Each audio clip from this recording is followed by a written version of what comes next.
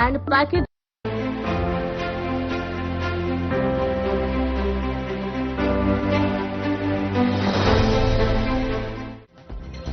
भारत दौरे पर अंगोला के राष्ट्रपति जोआओ लोरेंस। अंगोला के राष्ट्रपति का दिल्ली में भव्य स्वागत। राष्ट्रपति द्रौपदी मुर्मू, पीएम मोदी ने राष्ट्रपति भवन में किया स्वागत। दिल्ली की सीएम रेखा गुप्ता ने आयुष्मान योजना की शुरुआत। आयुष्मान योजना में 10 लाख रुपए की इलाज फ्री, एक हफ्ते में 28,000 रजिस्ट्रेशन।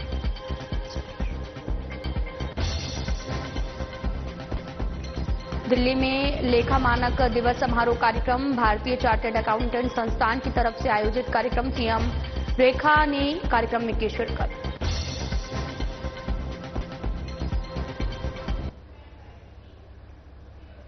नमस्कार, मैं हूं आपके साथ अंकिता पाल। बुलेटिन की शुरुआत करते हैं। अंगोला के राष्ट्रपति जोआओ लोरेंस का दिल्ली में राष्ट्रपति भवन में भव्य स्वागत किया गया। इस दौरान राष्ट्रपति द्रौपदी मुर्मू और साथ ही प्रधानमंत्री नरेंद्र मोदी भी मौके पर मौजूद रहे। साथ ही लोरेंसो ने भी अपनी यात्रा को ऐतिहासिक बताया।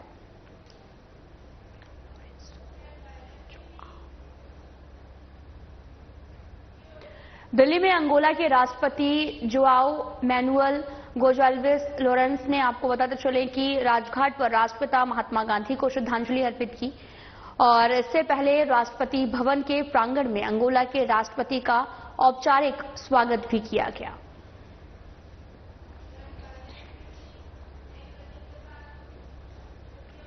दिल्ली में बीजेपी पार्टी की सीएम रेखा गुप्ता ने कहा कि सरकार ने आयुष्मान वाय वंदन योजना शुरू की है, जिससे आपको बताते चले कि 70 साल से भी अधिक आयु के 28,000 से भी ज्यादा बुजुर्गों ने पंजीकरण कराया है। केंद्र और राज्य सरकार मिलकर 10 लाख रुपए तक का स्वास्थ्य कवर प्रदान कर रही है। इस योजना के शुरू होने के से एक हफ्ते के भीतर ही 28,000 लोगों ने रजिस्ट्रेशन भी करा लिया है।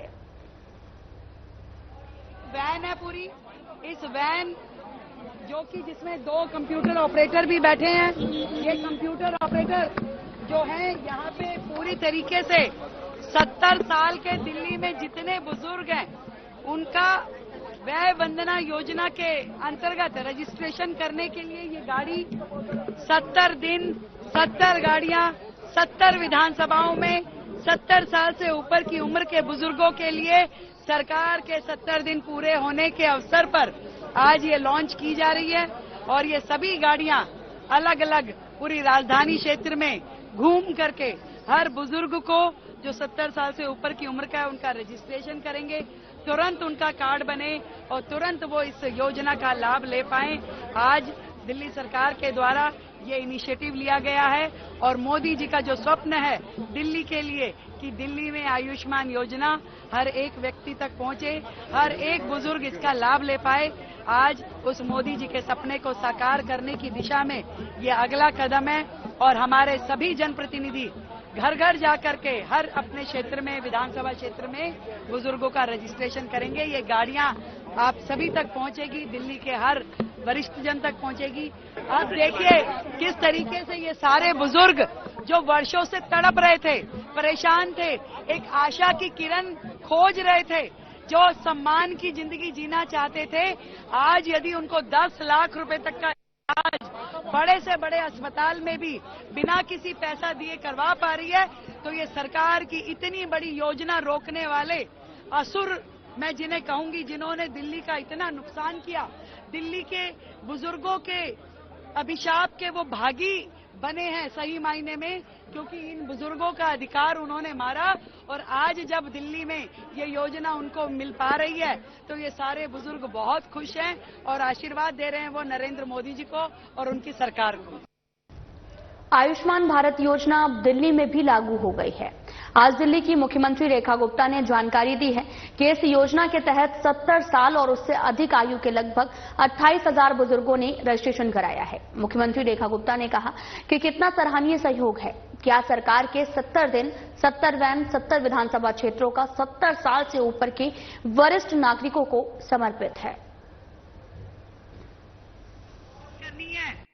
सरकार ने कार्ड बनाने तो शुरू कर दिए, अब जनता के बीच में जाके देने हैं ताकि बुजुर्गों को, वरिष्ठों को जाना ना पड़े, तकलीफ ना उठानी पड़े। तो दिल्ली सरकार आप सबके बीच में आके ये सुविधा आपको दे, इसकी लॉन्चिंग करनी है और कल ही करनी है, क्योंकि सरकार के 70 साल 70 दिन पूरे हुए। देखिए कितना अच्छा सहयोग है। 70 वर्ष के बुजुर्गों के लिए योजना, सरकार के 70 दिन, 70 विधानसभाओं में 70 गाड़ियां 70 दिन चलेंगी अब ये, और जगह जगह जा जा करके हमारे वरिष्ठ जनों के कार्ड बनाए जाएंगे, ताकि जल्द से जल्द दिल्ली के हर एक बुजुर्ग को उसका ये अधिकार हम दे सके, जो इतने सालों का उनके साथ में नाइंसाफी पिछली सरकारों ने की। हम एक दिन का भी इंतजार उन्हें अब नहीं कराना चाहते। ये योजना आपके द्वार तक लेकर के आएंगे। ये 70 गाड़ियां जो 70 विधानसभाओं में 70 दिन चलेगी, वो जनता के बीच में पहुंच के वहीं की वहीं उनका रजिस्ट्रेशन करेंगी, और वो भी कोई इसमें आपके लिए फालतू कागज नहीं चाहिए, केवल आपका आधार कार्ड और साक्षात आप स्वयं अपने मोबाइल के साथ होने चाहिए, और ये योजना के नाम पे आपका नाम रजिस्ट्रेशन हो जाएगा। इससे आसान, इससे सुगम और इससे बेहतर योजना पूरे के पूरे भारत छोड़ो, पूरे विश्व में किसी भी देश में नहीं है। परंतु गरीब से लेके अमीर तक, झुग्गी से लेके महल तक और रेडी से लेके BMW तक के हर एक बुजुर्गवार को समान रूप से योजना का लाभ मिले, वो यदि संभव हो पाया है तो केवल भारत में, और वो भी नरेंद्र मोदी जी के नेतृत्व में।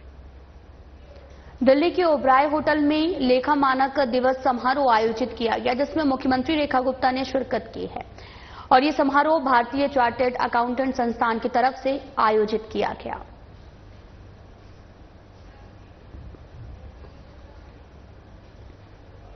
सांसद संबित पात्रा ने एक्स पर ट्वीट करते हुए कहा कि पहलगाम में जिस तरह से पाकिस्तान द्वारा प्रायोजित आतंकी हमला हुआ, उससे पूरे देश में गम का माहौल है। कांग्रेस की CWC की मीटिंग हुई है और उसके बाद में पंजाब के सीएम और साथ ही पूर्व सीएम चरणजीत सिंह चन्नी द्वारा एक प्रेस कॉन्फ्रेंस की गई। चरणजीत सिंह चन्नी ने प्रेस कॉन्फ्रेंस में कहा कि 2019 में पुलवामा के समय भारत की सेना और वायुसेना ने पाकिस्तान पर जो सर्जिकल स्ट्राइक की थी वो गलत था, वो हुआ ही नहीं था। साथ ही कांग्रेस द्वारा ये कहना कि पुलवामा के समय सर्जिकल स्ट्राइक नहीं हुई, ये भारत की सेना और वायुसेना के मनोबल को गिराने वाला है। पाकिस्तान द्वारा स्पॉन्सर्ड टेररिस्ट अटैक हुआ है, पूरे देश में एक गम का माहौल है। CWC की मीटिंग हुई कल। CWC ने अपने मीटिंग में कुछ प्रस्ताव पारित किए। हाथी के दांत दिखाने के और खाने के और है। CWC के मीटिंग में जो प्रस्ताव पारित हुए, उसके तुरंत बाद कांग्रेस पार्टी ने एक दूसरा प्रेस कॉन्फ्रेंस कराया, और प्रेस कॉन्फ्रेंस एक बहुत ही महत्वपूर्ण राज्य के पूर्व मुख्यमंत्री, एक बॉर्डरिंग स्टेट, उसके पूर्व मुख्यमंत्री श्री चरणजीत सिंह चन्नी जी द्वारा ये प्रेस कॉन्फ्रेंस किया गया।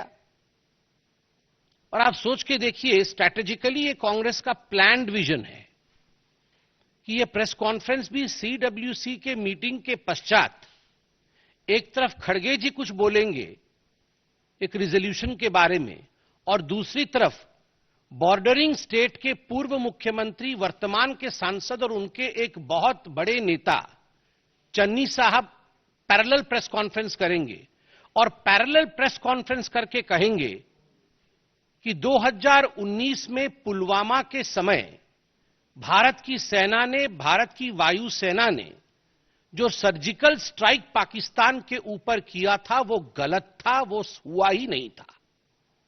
उनके शब्द हैं, मैं पढ़ रहा हूं।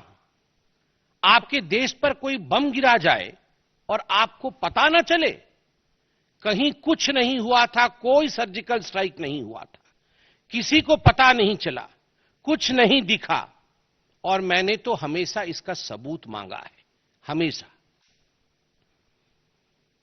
प्रधानमंत्री जी के 56 इंच के सीने के ऊपर भी उन्होंने प्रश्न चिन्ह लगाया और उनके ऊपर टॉन्ट कसा।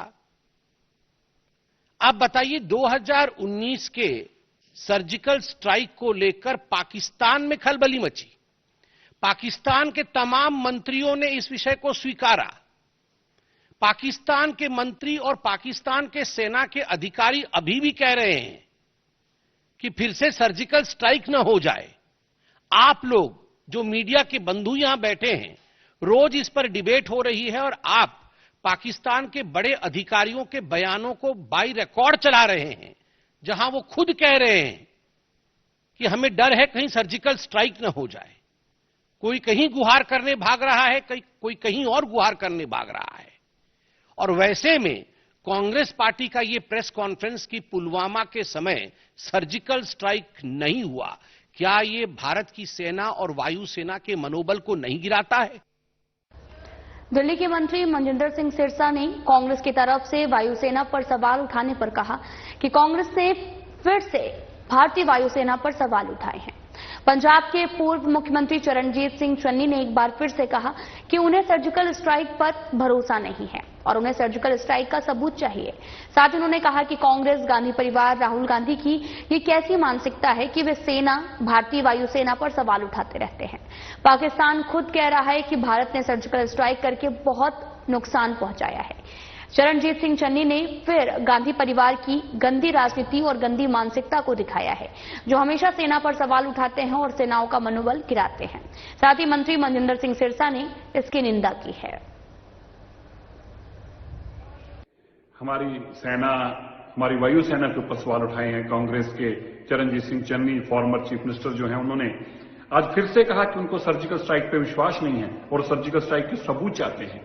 कांग्रेस की कैसी मानसिकता है गांधी परिवार की और राहुल गांधी जी की कि बार बार हमारी सेना पे, हमारी वायुसेना पे उनके ऊपर सवाल उठाते हैं। उनको कहते हैं कि नहीं, तुम झूठ बोल रहे हो, तुमने सर्जिकल स्ट्राइक नहीं की, पाकिस्तान सच बोल रहा है, जबकि पाकिस्तान खुद दुहाई दे दे के बोल रहा है कि सर्जिकल स्ट्राइक करके हमारा नुकसान करने का भारत ने काम किया। ऐसे में जब हमारे भारतीयों के ऊपर हमला किया जा रहा हो और उस वक्त भी कांग्रेस अपनी गंदी राजनीति से बाज नहीं आ रही, मुझे बहुत शर्म आई जब आप चरणजीत सिंह चन्नी जी ने फिर से कहा कि मुझे सर्जिकल स्ट्राइक के सबूत चाहिए।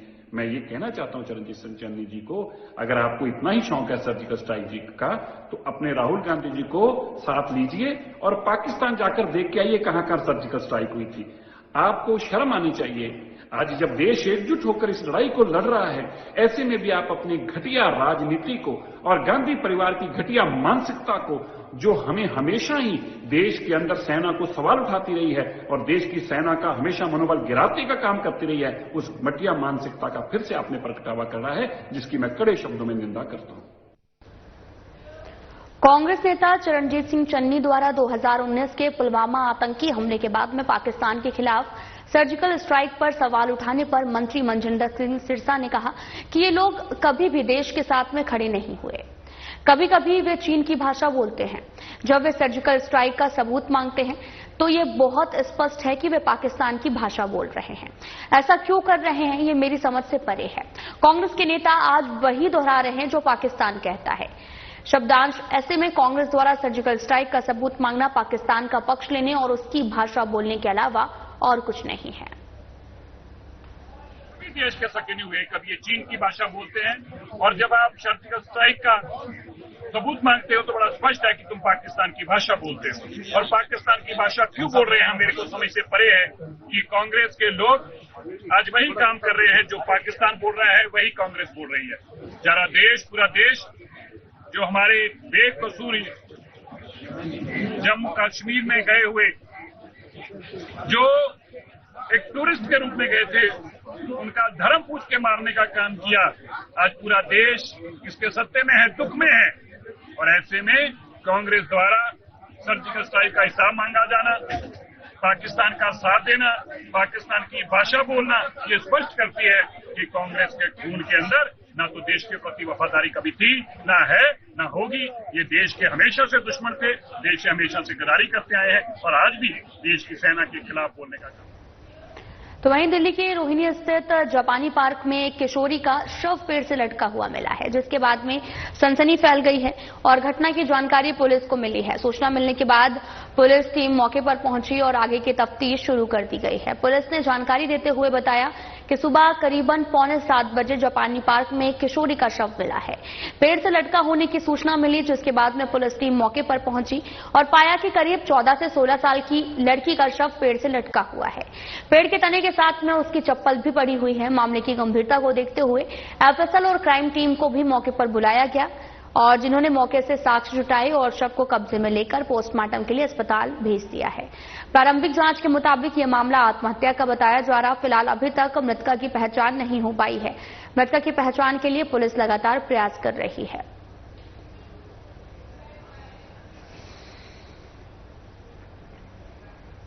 द्वारका पुलिस की क्राइम ब्रांच ने बिंदापुर में हत्या के प्रयास के मामले में वांछित एक अपराधी को गिरफ्तार किया है। आरोपी बाबू खत्री गैंग का सक्रिय सदस्य है, जिसके खिलाफ पहले से 9 आपराधिक मामले दर्ज हैं।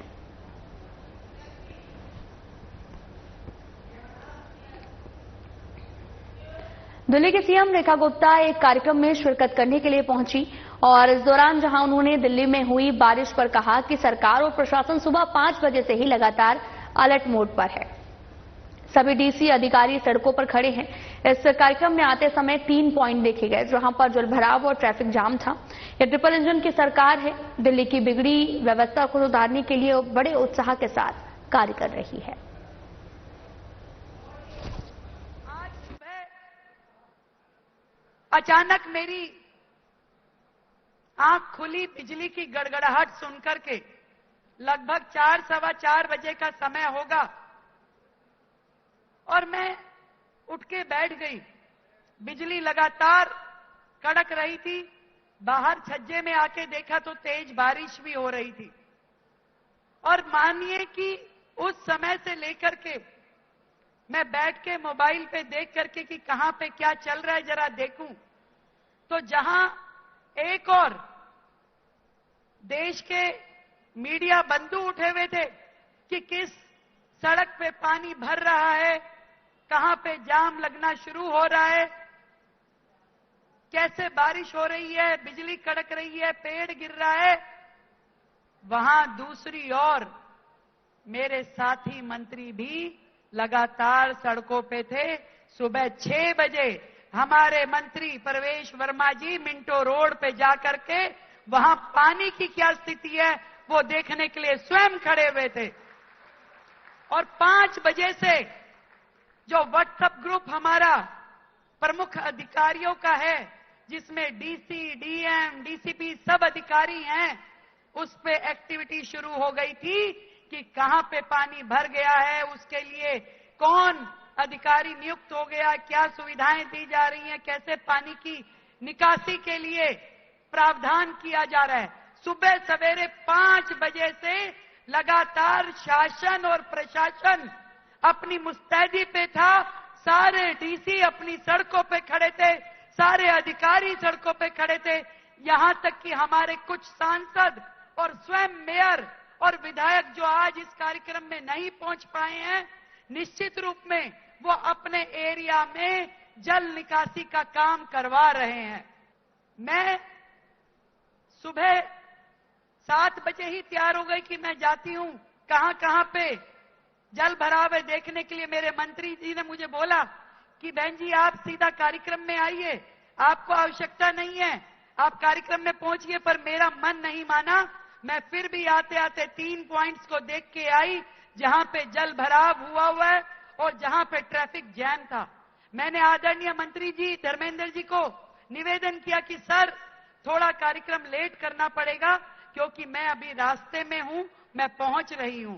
मैं इस मंच के माध्यम से केंद्रीय मंत्री जी का धन्यवाद करती हूं कि एक टीम वर्क के नाते इसे कहते हैं ट्रिपल इंजन की सरकार, जहां आज केंद्र, दिल्ली और हमारा स्थानीय निकाय तीनों मिलकर के जिस मुस्तैदी के साथ में हमें विरासत में मिली हुई इस बिगड़ी हुई दिल्ली की व्यवस्थाओं को सुधारने के लिए, कार्य करने के लिए सब टीम वर्क के नाते खड़े हैं।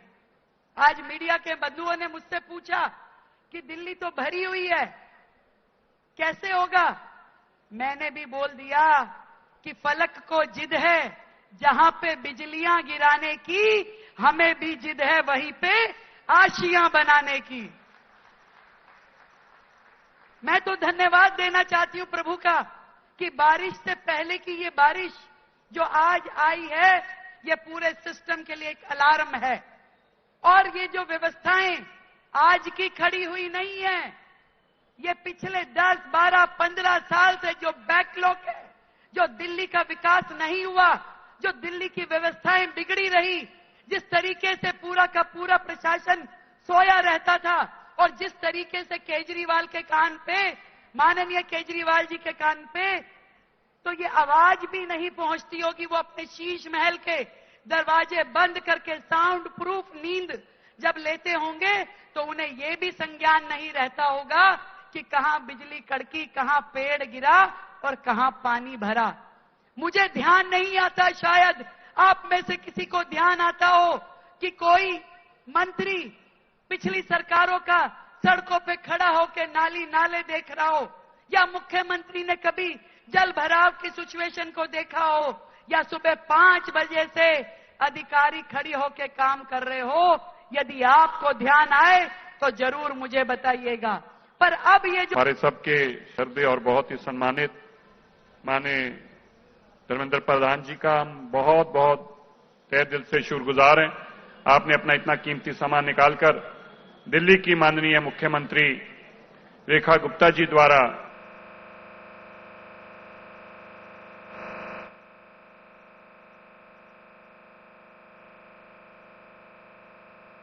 और हमारी लुक